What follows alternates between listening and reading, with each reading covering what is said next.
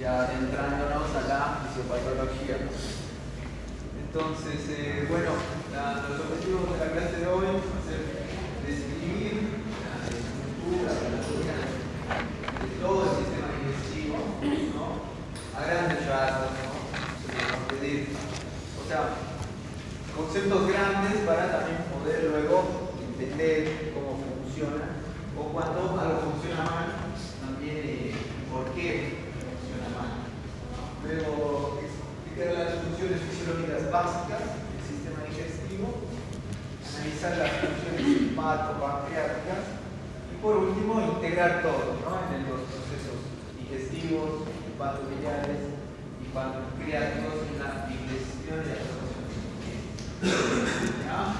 Eso es lo que deberíamos avanzar, aprender hoy. Es una clase cortita, o sea que comencemos. Bueno, a manera de introducción, el sistema digestivo es un sistema especializado para transformar la comida, ¿no? Los alimentos, en nutrientes absorbibles y eliminar los residuos o desechos y también desintoxicar parte de lo que uno puede ingerir, ¿no? El alcohol, por ejemplo, ¿no? Se absorbe, pero se elimina, el hígado lo tiene que metabolizar y desintoxicar el cuerpo, ¿no? Los procesos fisiológicos generales del sistema digestivo y su principal función son estas 5, ¿no? Es la motilidad, bueno, no estoy viendo, pero es el movimiento, el instantismo del bolo alimenticio, las secreciones que ocurren a lo largo de todo el sistema digestivo, enzimas, hormonas, etcétera, para degradar el bolo alimenticio, la digestión propiamente dicha, y luego una vez que ya el alimento está como sintetizado, por así decirlo, producir la absorción de lo que nos sirve, ¿no? Nutrientes, vitaminas, oligoelementos, proteínas, carbohidratos, lípidos, etc. Y por último, eliminar o desechar o despegar lo que no nos sirve, ¿no? Para eso tenemos ese es lo que hace el sistema digestivo. Existen los órganos accesorios que, bueno, igual los vamos a ver su estructura y función, que van pasando del hígado, el ciclo biliar y el páncreas, ¿no? Todo lo que es el hepatobilio-pancreático, ¿no? Hay una especialidad. Los gastroenterólogos hay una subespecialidad que solo se dedican a eso, el hepatobilio-pancreas, y que es importante. Bueno, el gráfico es un gráfico muy básico de lo que es el sistema digestivo. Bien, ¿cómo está organizado? Tracto gastrointestinal, ¿no? Es como un túnel, digamos, empieza en la boca, termina en el ano. Y a lo largo de todo ese viaje que sufren los alimentos, se producen esas funciones básicas que acabamos de nombrar, ¿no? El tracto empieza en la boca, sigue en la faringe, el esófago, el estómago, intestino delgado, el grueso y el resto del ano. Los órganos accesorios, pero son las glándulas animales, están en la boca, ¿no? Que eso, ahí empieza la digestión, empieza en la boca, ¿no? No es solo en la panza. Existen enzimas que se secretan estas glándulas que favorecen la degradación y posterior digestión de los alimentos. Por ejemplo, cuando uno tiene reflujo, no sé si alguno tiene reflujo, yo tengo reflujo, a mi edad, Entonces, lo que te aconsejan es que mastiques bien los alimentos para darle menos trabajo al estómago, ¿no? Para que casi todo, o sea, no todo, pero una gran parte, se digiera, se degrade en la boca y el estómago trabaje menos. Bien, otros órganos respiratorios. El hígado es un órgano fundamental del sistema digestivo en la vida, la vesícula y el páncreas. Y las funciones, que son lo que hablábamos antes, a grosso modo, ingerir, descomponer, absorber y eliminar, ¿no? Y bueno, ahí está todo el sistema digestivo que realmente ya lo conocen. Estas son las capas del tubo digestivo. Es importante esto. Bueno, en histología, pero estas son las capas del tubo digestivo que se dividen en mucosa, submucosa, muscular, serosa o adventicia, ¿no? Como ven en el gráfico, ya está el tubo o la luz digestiva. Es importante de esto primero que tiene una capa muscular, donde está el plexo mientérico, ¿no? El Meissner y Auer, que eso es lo que hace que se contraiga el tubo digestivo y produce el peristaltismo, ¿no? Se contrae una parte, se mueve el bolo hacia distal y así, ¿no? Es como no sé, con carrillo, ¿no? Eso es lo que más se puede destacar de la histología de las capas del tubo digestivo. Luego, la mucosa es muy frágil y a lo largo del tubo digestivo los gastroenterólogos, cuando hacen endoscopía, ven la mucosa digestiva y pueden ver o definir o calificar si la mucosa está normal, está inflamada, está irritada, hay diferentes grados, etc. Bien, bueno, aquí casi se resume todo en esta gráfica, estructura y función de todo lo que es el sistema digestivo. A ver, vamos a ir por partes. Este es el viaje, todo lo que sigue los alimentos, ¿no? Entra el alimento por la boca, mastica, obviamente salen los dientes, y luego pasa al esófago, ¿no? O sea, pasa por la boca, la faringe recién llega al esófago, ¿no? Y en el esófago se empuja hacia abajo con esto que hablábamos del peristaltismo. Luego llega al estómago. El estómago es un órgano hueco donde se almacena el bolo alimenticio, pero también sufre fuertes degradaciones porque tiene muchos, por el jugo gástrico, ¿no? Que es muy ácido, y esto va a ayudar a la digestión de los alimentos y también a matar las bacterias, ¿no? Como vimos esto en las clases iniciales, este es un medio inmunológico natural. Y bueno, el estómago pasa al intestino delgado, y ahí se mezcla con las enzimas digestivas, la bilis. Es importante porque en la porción del duodeno es donde se secreta la bilis, que también es fundamental para la degradación de los alimentos, ¿no? Después también el páncreas, porque el páncreas igual produce enzimas, ¿no? El páncreas exócrino es el que produce las enzimas para la digestión, ¿no? Entonces, si uno tiene una pancreatitis crónica, toma enzimas porque no tiene esa función, o está disminuida, ¿ya? Luego, no hablamos del hígado, que el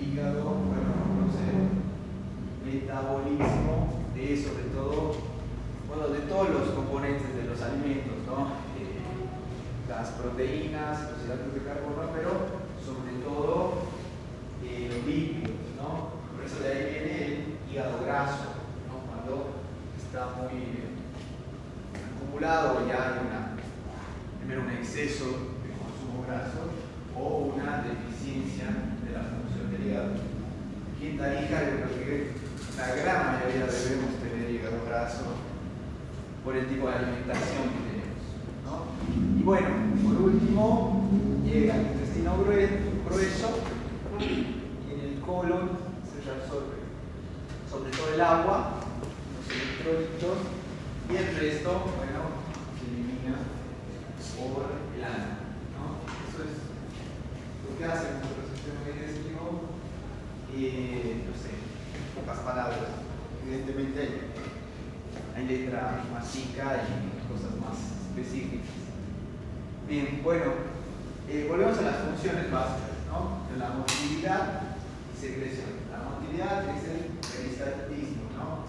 Que es lo que hace el sistema digestivo, que se contrae y produce el movimiento del bolo alimenticio, y así va avanzando la comida a través del sistema digestivo.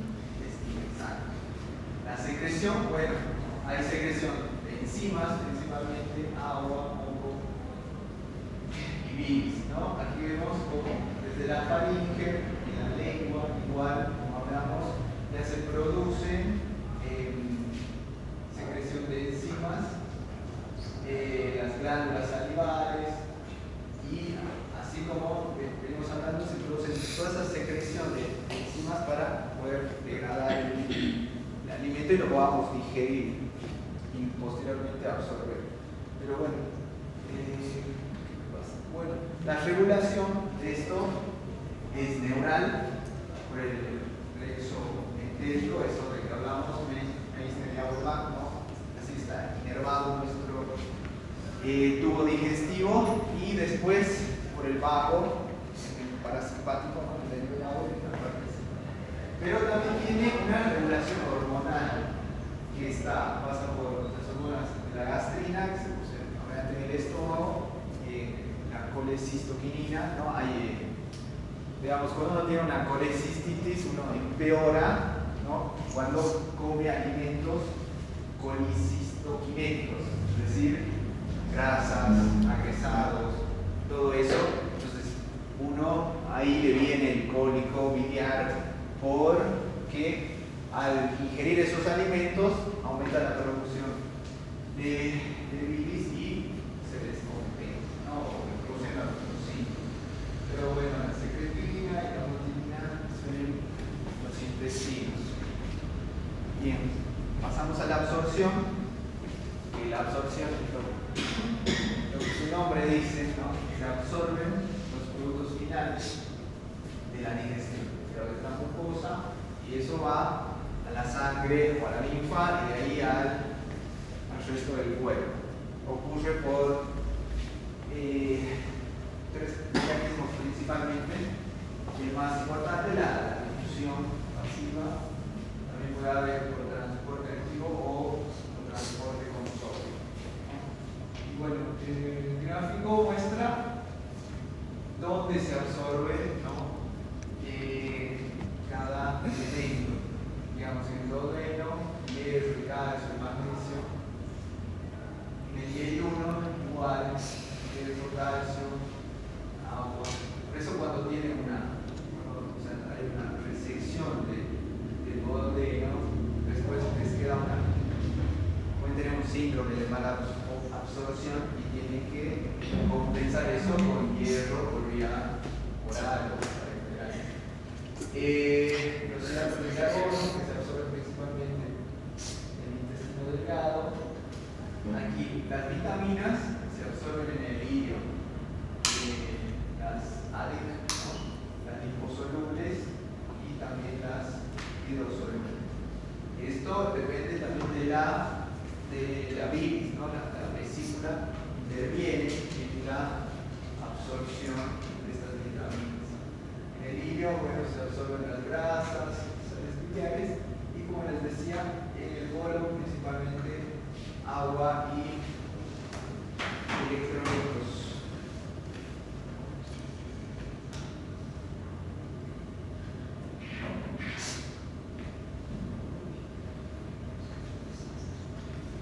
Bien, bueno, eliminación Emoji de la popó. es la expulsión el material no digerido, ¿no? Que son los desechos principalmente, a través del trayecto ventilante. ¿Con qué objetivo? Bueno, eliminar residuos y toxinas, regulación del agua y electrolitos. Eso es importante porque una mala regulación, sobre todo a nivel del colon, nos puede deshidratar. Y mantener la microbiota, ¿no? Esto que está tan de moda en los... o sea, que la microbiota cada vez está demostrado que cumple una función muy importante en nuestras defensas.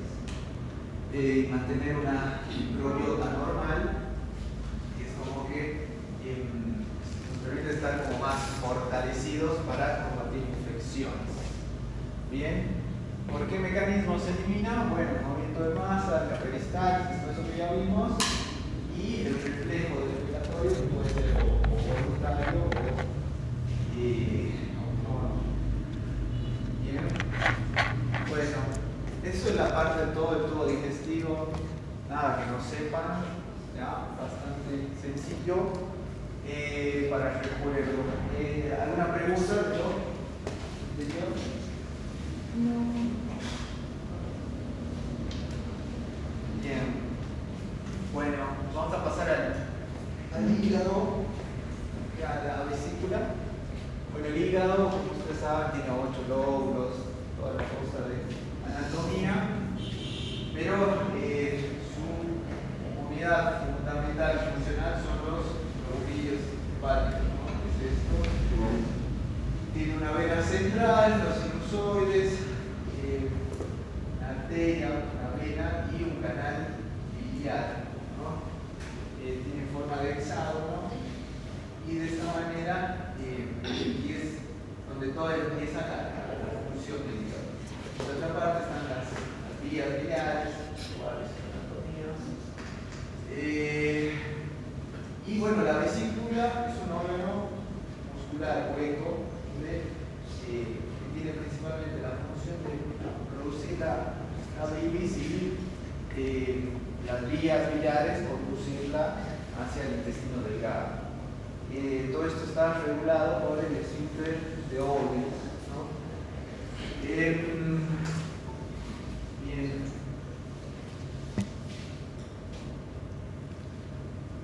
Bueno, todo esto es básico, pero también importante, ¿no? Porque no sé si hay un cálculo biliar, no sé a quién existe,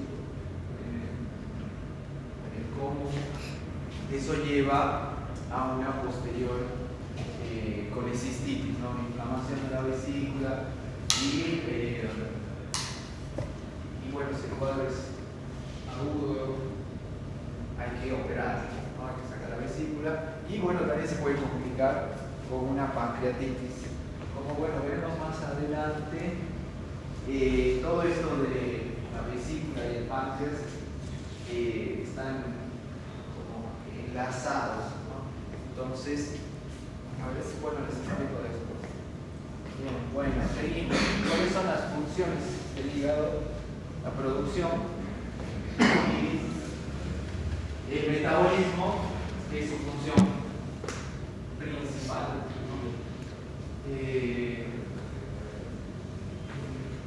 Metaboliza tanto carbohidratos, proteínas y lípidos, ¿no? Como les decía, es el principal órgano que produce desintoxicación, ¿no? Detoxificación, no sé si eso existe. Bueno, pero es desintoxicación, ¿no? Eso es lo que debería decir. Y bueno, pero no es su única función, ¿no? Si bien es la principal, las otras son las de almacenamiento, ¿no? Glucógeno, hierro, vitaminas, ¿no? El glucógeno, como ya llevamos, no sé qué, participa en el ciclo del Krebs, es una fuente de energía. Y también, bueno, desarrolla una función inmunológica, principalmente a través de las células de Kupffer que participan en nuestras defensas, ¿no? Si uno tiene una paropatía crónica, es decir, una cirrosis, por ejemplo, como el hígado no funciona bien, está todo fibrosado, no genera estas células y uno tiene una predisposición a tener infecciones, neumonías, fuera. Entonces, el hígado no es solo metabolismo, pero sí es lo principal. Bien, bueno, la vesícula, como hablábamos, almacena, concentra la bilis, luego se libera la bilis para la digestión al otro mundo, y bueno, la bilis está formada por sales biliares, eso que vimos en el lobulillo hepático, colesterol y bilirrubina. Esto produce una emulsificación de las grasas, ¿no? Las desintegra y participa en la absorción de todas estas vitaminas liposolubles, ¿no? Cuando uno no tiene, o sea, tiene una cálculo en la vía biliar, puede llegar a tener deficiencia de estas vitaminas, ¿no? Porque no hay una adecuada absorción. Bien. Y bueno, esto lo que veíamos en el gráfico, como el conducto biliar está intrínsecamente relacionado con el páncreas. Entonces, si hay un cálculo a este nivel de la vía biliar, retrógradamente, o sea, se acumula la bilis y puede llevar a una pancreatitis, ¿no? En realidad, en nuestro medio, por lo menos, la causa más frecuente de pancreatitis es un cálculo en la vía biliar, ¿no? En otras partes del mundo es el alcoholismo. Bien. Bueno, ¿cómo está regulado todo esto del hígado y la vía biliar? Por el nervio vago, pero también, como les decía, la parte hormonal, la colecistoquina y la secretina. Bueno, ¿alguna duda? Claro. Bueno, el páncreas.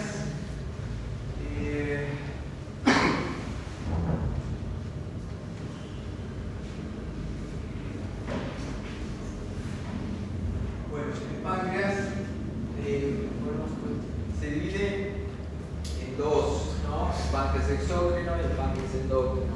Esto igual ya lo saben. Inicialmente, el páncreas exócrino, los acinos pancreáticos, que son los que hablamos que por donde se generan y fluyen las enzimas digestivas, y por los conductos el bicarbonato, ¿no? El páncreas endocrino, por otro lado, está como que su unidad funcional principal o básica son estos islotes de Langerhans, ¿no? Donde están células alfa, células beta, las delta y el polipéptido pancreático, que como cuando hay alguna alteración o disminución de estas puede llevar a enfermedad, ¿no? Las células alfa, como ven ahí, bueno, son las que producen el glucagón, las células beta, la insulina, las delta, la somatostatina. Como bien saben que, o sea, si hay una destrucción una alteración en las células beta, esto puede conllevar a diabetes, ¿no?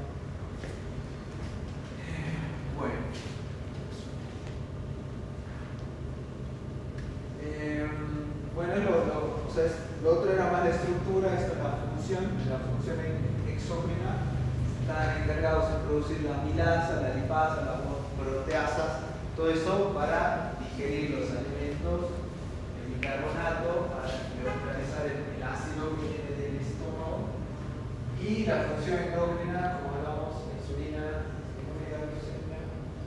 el glucagón aumenta, la somatostatina inhibe secreciones, el péptido pancreático regula la motilidad y secreciones gastrointestinales. Y bueno, como queda en el gráfico, para ser simples, la función exócrina es para la digestión, endócrina, la producción de hormonas, para la regulación del metabolismo. ¿Ya? Eso, bueno, veremos un poco más en la parte de endocrina, cuando veremos seguramente la vez. Bien, la regulación igual es básica, nervio vago, colecistitina, secretina. Bien. Y bueno, todo esto se integra, ¿no?